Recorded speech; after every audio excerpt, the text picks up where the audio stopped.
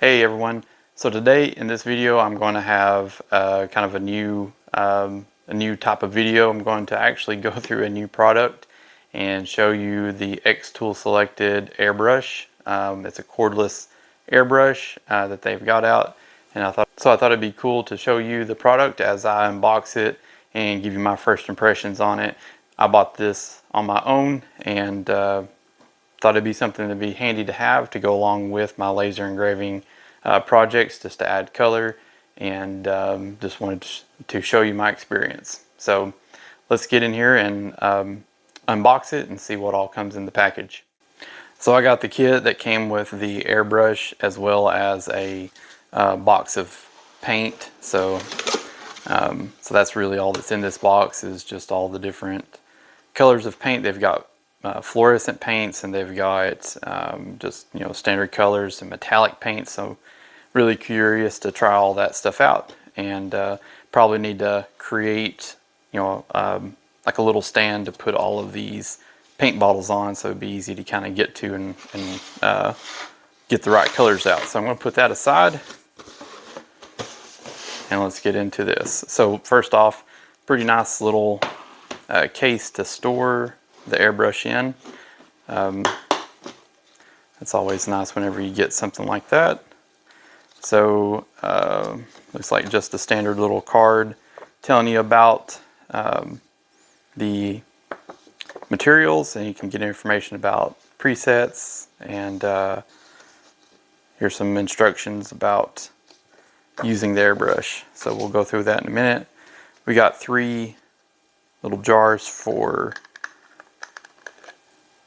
the paint, which I think is going to be really nice, because you could have 3 different colors that you're working on in a project and switch it out without having to wash everything out and then get started again. We've got our charger right here. We've got a battery, and the actual tool that's that's what actually blows the air for the sprayer. And then here we've got nozzles, some little hoses, and then we've got the quick connects there. So we will start working on getting this out and assembling it all, and seeing how easy it is to get this thing together and started working. So this is just like the little bracket that will hold the paint, and that's nice. So it's got a threaded top that you can use to just seal off your paint. So like if you needed to take a break and go work on something else, you could just put the caps back on and let your paint just sit in these bottles. So that's nice. You don't have to empty it out. So that just threads onto it. So it's just threaded there, threaded on the inside.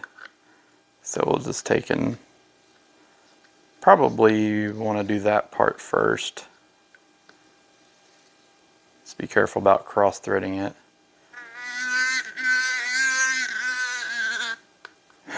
Okay, so you get that in there. Pretty straightforward. Nice. And then it'll be putting on the nozzles. So you can see each one has a different opening. So that'd be nice. I guess that just helps with the flow rate. So you might have to play around with which nozzle works the best for you. Here we go.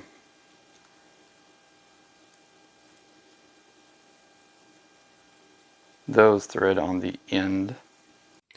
And then the purple nozzle will go onto the top of that cap and just threads on. Next, put the flat, straight cut part of the hose up into the bottom of the nozzle, and then thread on the cap. You can see that there's a like an angled cut part of the hose that'll go down into the jar where the paint will go.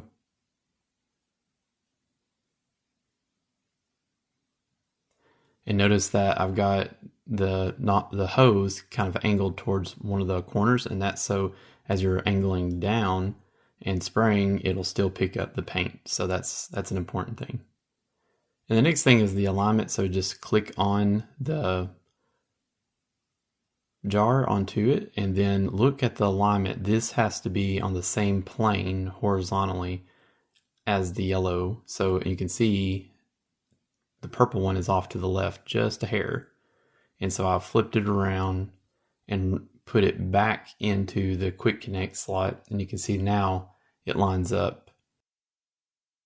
Next we'll just add some paint to the jar.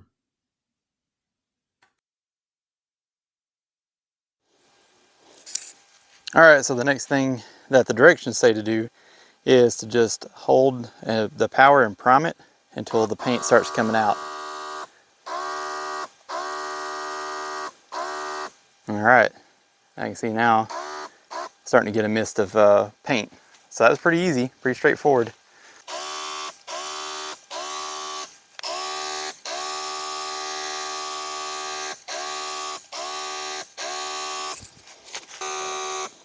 So if you've done any like spray paint before, obviously you want to keep moving so you don't get any runs in the paint.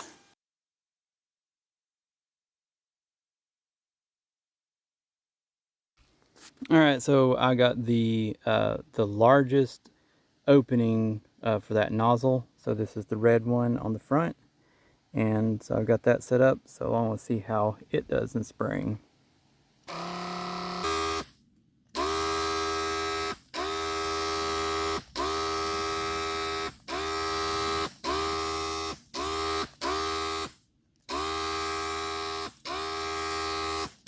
So there you have it. You got to see pretty much what all comes in this kit, and you know, to see the tool in action.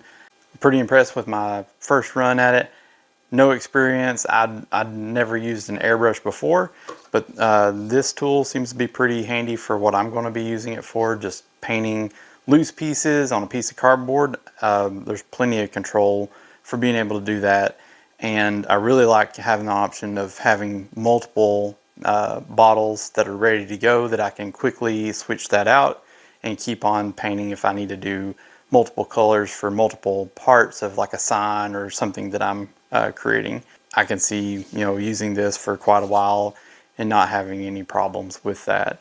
The head of it here is a little bit bulky. Like if you're wanting to look right over the top, it's a little bit in the way, but if you're looking off to the side, looking down at what you're spraying, you can see just fine. I guess one thing that I would want is maybe like a variable speed trigger, you know, to kind of on the fly change that a little bit. But obviously they've got the knob on the back where you can adjust the flow rate and also changing out the nozzles. I do like that they include all the different nozzles, so that way you can control how broad of a spray that you're going to be casting over whatever you're painting. Cleanup was really easy. I just used just a little cup of water. I dropped my nozzle down inside that water and the little straw. I dropped both of those down in the water just to keep them wet while I was working on getting everything else together. That was super easy.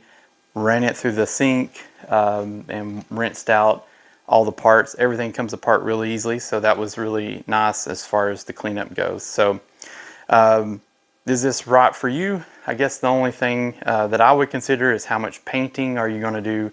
If you're going to do a lot, it's probably worth getting. But if you just do one or two things here and there, maybe a can of spray paint is going to be sufficient. It really just depends on how much you're going to paint and how many different types of colors you're going to paint. Because if you are doing different colors on a single project, this is going to be really nice to be able to switch out with these 3 bottles. So it's a pretty cool tool, and I'm excited to use it on other projects that I'm going to be doing in the future. So thanks for watching, and I hope you will click subscribe and like and watch some more of my videos to learn more about xTool laser cutting and engraving and other woodworking projects.